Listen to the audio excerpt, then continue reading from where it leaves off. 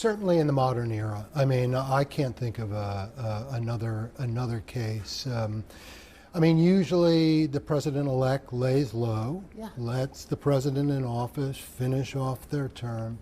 I mean, Biden's going to make news, it looks like, this morning in the United States with the U.S. Steel decision.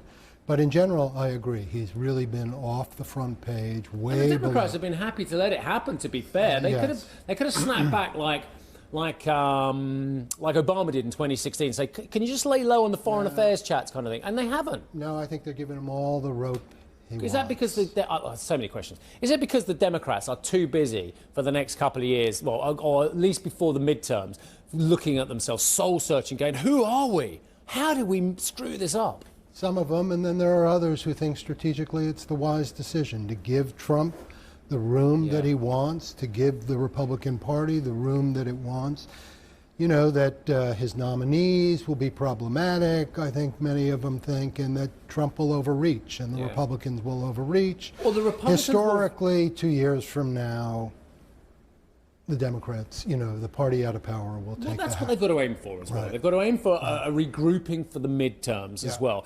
But ahead of that as well, what is very clear is, you know, we say that the Democrats are going to give Trump leeway to make his mistakes or otherwise, what have you.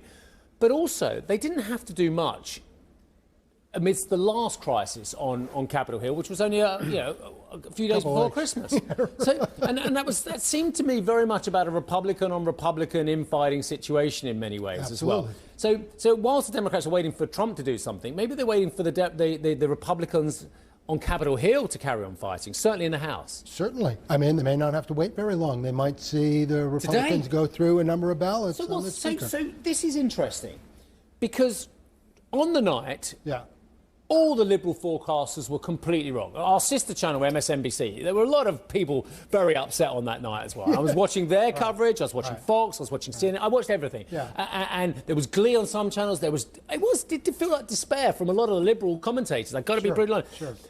And despite that, despite Trump winning, it looked easily. Despite the clean sweep on Capitol Hill, it felt like the Republicans were back in charge, and that was the end of it for 4 years, or certainly for 2 years. Now it feels a bit different already. Is that because the Republicans, there's too many Republican parties within the Republican Party? Well, but I think partly this was a misread of, like, the election returns.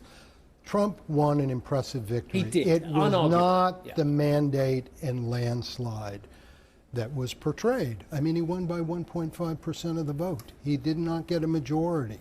The victory in the Electoral College, it's impressive if you stop and you think of where Trump was 4 years ago, after January 6th and so forth. I mean, you could have stuck a fork in him politically. He was dead, everybody thought. So it's impressive that way. And all those leaders of the Republican establishment who turned their back on him, they all came back one by one. Indeed, but he did not have long coattails in this election. So Democrats held many seats, and they're poised to take the House, and they're behind in the Senate, but they did better than people expected, especially in the battleground states. So I'm not saying Trump, it was an impressive victory. It was impressive, but you're asking, why is it that it's so tense and there's divisions inside the Republican Party? Because it really was not the sweeping mandate. So let's